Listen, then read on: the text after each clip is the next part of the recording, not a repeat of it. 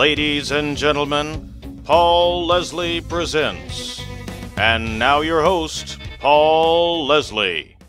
Ladies and gentlemen, it is my special privilege to welcome our special guest, Mark Lenover. Thank you so much for joining us.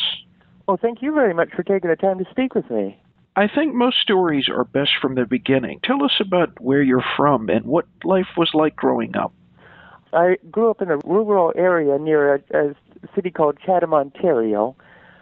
To very loving parents, I was the youngest of three sons. Even at a very young age, I was really interested in art and literature, and it was actually creative writing that first piqued my interest.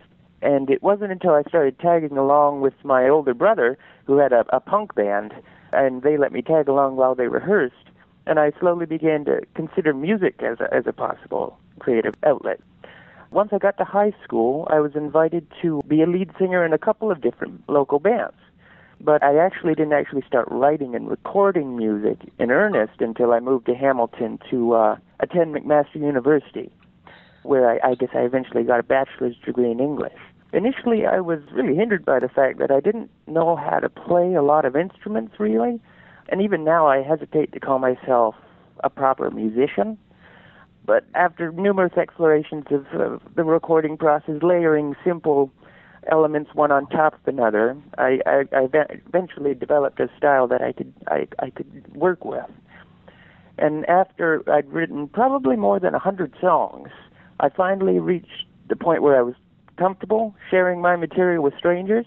So I have quite a long list of songs that nobody's ever really heard. And I guess if we're going to be talking about just what's kind of made me who I am, I'd also have to mention that I've struggled with mental illness for a good part of my childhood and definitely my entire adult life. I'd always had problems with anxiety and depression. But roughly 4 years ago, about a year after I suffered a psychotic breakdown, I was diagnosed with schizophrenia. And if I had to identify the factors that most contributed to kind of shaping my personality into what it is today, I would probably go, with my family, the arts, religion, and mental illness. And I realized to some that this last factor might be a little bit controversial because you don't want to define yourself by your mental illness. But at the same time, I think I'd be lying if I said it didn't play a significant and, I guess, to a certain extent, a formative role in my personal development. I guess that's kind of me in a nutshell. Sorry for going on. No problem. That's what I want you to do. Yeah. Well, there's a lot of things there. You mentioned the English that you studied in college. In some of the songs, like you reference A Penny for the Old Guy from T.S. Eliot, do you find that literature, English, has that been an inspiration at all to you as a songwriter? Oh, very much so. I found lots of different writers to be very, very inspiring, very stimulating. T.S. Eliot would be one. Samuel Beckett, Sartre. Oh, Dostoevsky is a very big influence on me. Yes, but definitely, to answer your question, yes, very, very much influences what I do. On that note, would you say that you think your strength is in lyrics or is it in melody composition? Well, I'd like to think that I can work with both, but I guess a lot of the time there is a focus on lyrics, but I hope that I have a knack for at least a little bit for both. You mentioned a few minutes ago, you said proper musician. Yeah. What do you compose your songs on? What instrument? Well, usually I'll start off with keyboards and just add things from there using guitar, or I do a lot of programming for drums lately, but no, I didn't always do it that way. Just adding simple things one on top of another until I get the sound I want, I guess. Do you try to write songs? Is it something you set out to do, or does the inspiration find you? Well, I have to admit, back in the time when I was in school still and writing material for, say, The Girl in the Window or Save Houses, it was very much an inspirational sort of thing. It was just coming right out of me, you know what I mean, without having to force it. But I do admit lately it has become a bit more of a chore. I need to sit down and kind of discipline myself a bit more than I used to have to. Do you find that certain things get inspiration going for you? Certain things are a catalyst? Aside from things like literature and things like that? Yes, sir. Well, I'm not really sure. Besides things I've read and maybe experiences, well, I'm not sure what else I would include in that.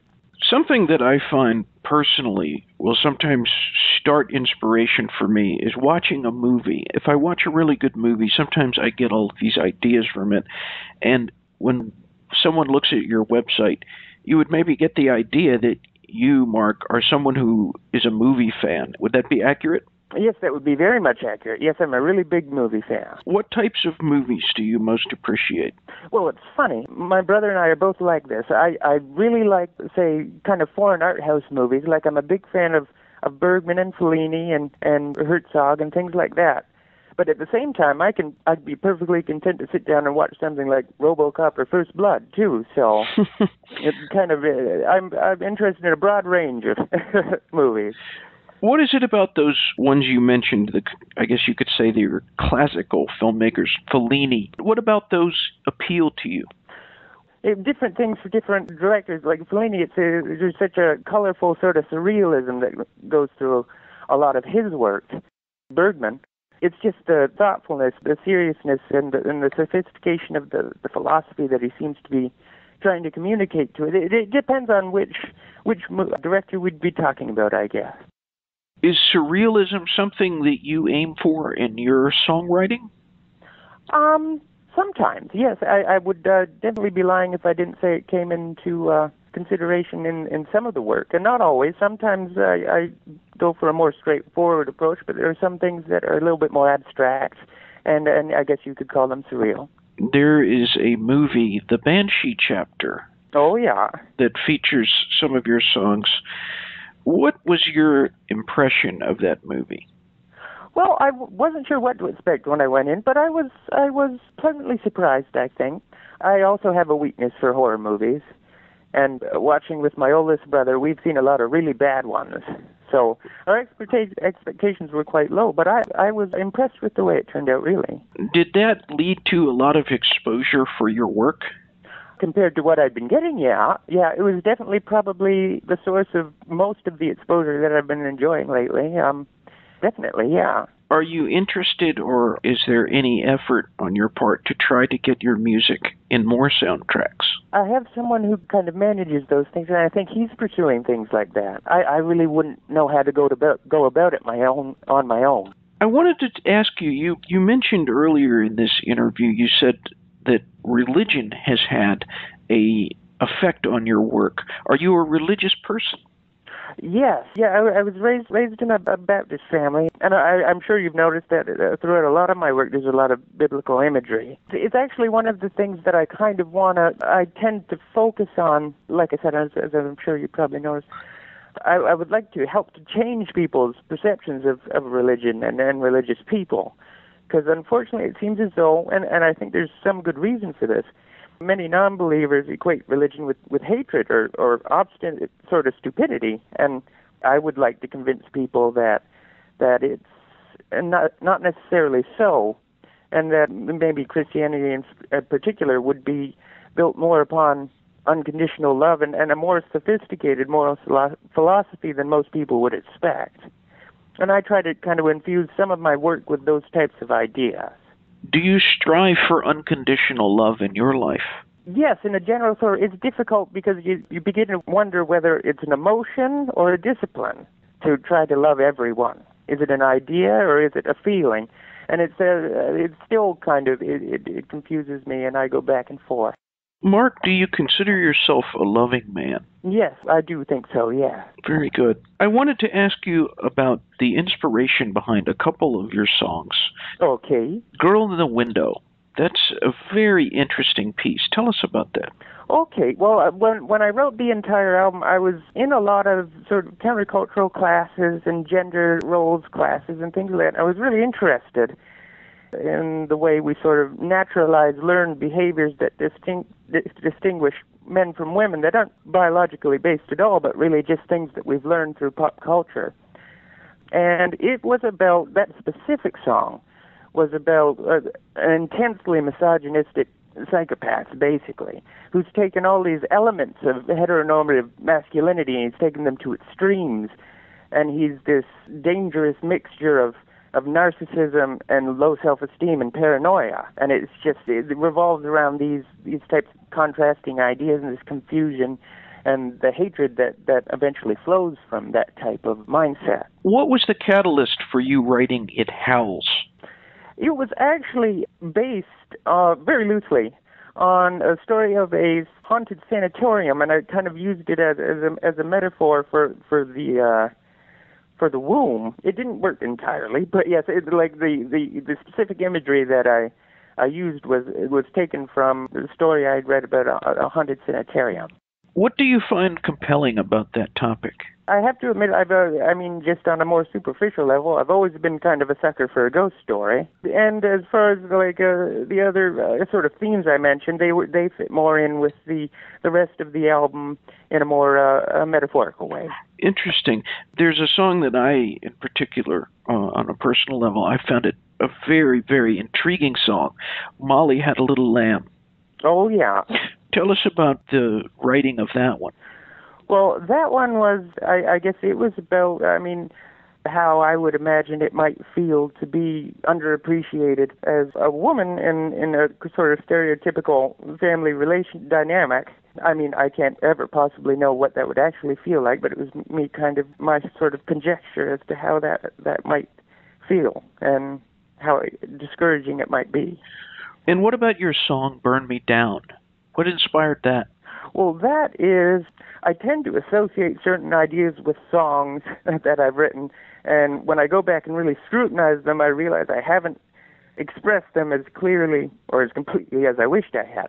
But what Burn Me Down was meant to be was basically a condemnation of sort of self-centeredness and a sort of arrogance and trying to embrace humility, trying to think of others other than yourself and to try to tear down your own ego, basically. As an artist, do you think that it's more important to have confidence or humility? As an artist, you do need confidence as an artist. I've discovered that I kind of lack that a lot of the time. But, humility, I would say, was important as well as far as the actual artistic process. But the confidence is what you need to get people to maybe pay attention to. You mentioned that there's a bit of focus on the lyric writing for you. When you're listening to other people's music, are you more moved by the music or what the words are? I would say really it would have to be a combination of both most of the time. I can appreciate something that's just lyrically sort of interesting, but it's best when both are in play, I think. I want you to tell us a little bit about the making of the album, The Wreckage. Okay. What was going on when this album came to be? Well, I guess to start with, as I mentioned, I did have a psychotic breakdown about 5 years ago. And when I first came home, I came back to live where I'd grown up. That's when I wrote Dead the Beast, Dead the Poison. And I had been diagnosed with what they just called nonspecific psychosis. So I didn't have a final diagnosis yet. So that was written during that period. And about a year into treatment, I was diagnosed with schizophrenia, and that's when I started writing The Wreckage. Because it was kind of the culmination of a lot of songs and projects that revolved around psychological problems, and it culminated in The Wreckage when I'd finally received a recognizable diagnosis, and I was finally finding treatment that was working, so I kind of went back, and that's what that whole album was about. You also are a visual artist. A little bit, yeah. What is it that gets you in the frame of mind to start to paint or to draw? I don't do it very often, to tell you the truth. Sometimes when maybe I'm having a hard time with music or I'm having trouble getting something down, I might try to do some doodles or start drawing and doing a few designs then, just to kind of change things up a little bit. The songs that you've written, have they all been written entirely by yourself, or have you ever co-written? All the songs under the name Mark Lenover, I wrote myself, except for a few trombone parts from a friend of mine named Rob Porter. He helped me with a couple songs. But for the most part, yes, it's all ones that I've written myself. But I have collaborated when I was a singer in a couple of bands when I was in my late teens. Do you prefer to write by yourself? What I think I'd find to be ideal would be that I would like to come up with the general song, but have like the lyrics and the general structure, but have people who were specialized in specific instruments. I mean, ideally, I could get them to contribute and kind of flesh it out a bit more than I often do it by myself. One of the things that I found the most interesting is you're very, very prolific. You have 8 albums, 3 EPs. Why so prolific? What is it that makes you create so much? I kind of mentioned it before. I mean, especially, I'd say 6 to 8 years ago, I was just really having a lot of ideas. And I was just trying to get them down before I lost them, I guess. I would say more recently things have slowed down, but I'm still always working on something. What do you want to happen? What is it that your goal is with all of this? Well, ideally, I would like to, I mean, I'm not searching for fame and fortune, but I would like to find a way to subsist just on earnings from music, and I would also like to continue doing what I'm doing, but maybe, I would like a little bit more. I don't need the moon, but...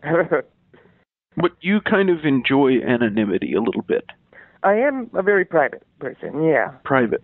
What is the best thing about being Mark Lenover? The best thing about being Mark Lenover? Well, I mean, one of the big things that has really helped me and has definitely made my life much better is just my family. I'm extremely blessed when it comes to my family. And I'm also very glad I'm glad I have a sense of purpose. I'm glad I have something to work at and work towards. Very important. For anyone that is listening to this, wherever they are, what would you like to say to those who are listening?